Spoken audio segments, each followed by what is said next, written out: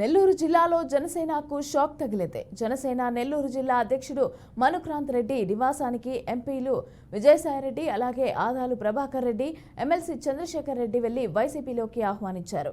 తన అనుచరులతో మాట్లాడి 2 రోజుల్లో నిర్ణయం తీసుకుంటానని మనుక్రాంత్ రెడ్డి వారు చెప్పినట్లుగా తెలుస్తోంది. ఇది అతి తక్కువ మందికి దొరికే అరుదైన అవకాశమని ఆయన అన్నారు. ఇక ప్రజలకు ఉపయోగపడే నిర్ణయం తీసుకుంటానని మనుక్రాంత్ రెడ్డి తెలిపారు. మనుక్రాంత్ రెడ్డిని వైసీపీ ఆహ్వానించామని సీఎం వైఎస్ జగన్ వీలును బట్టి మనుక్రాంత్ రెడ్డి పార్టీలో చేరతారని విజయసాయిరెడ్డి వివరించారు.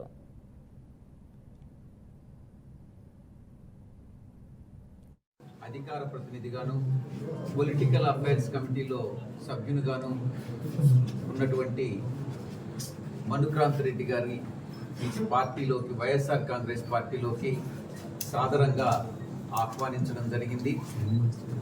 ఆయన మా ఆహ్వానానికి బదులుగా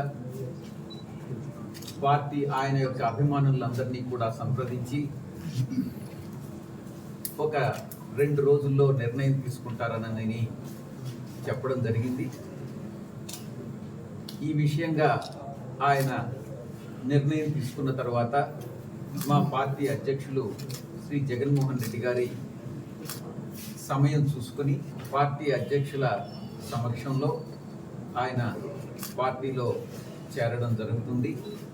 ఆయనకి పార్టీలోనూ మంచి స్థానం కల్పిస్తామని, ఆయన హోదాకి తగినట్టుగా, ఆయన అనుభవానికి తగినట్టుగా ఆయనకు పార్టీలో మంచి స్థానం దొరుకుతుంది.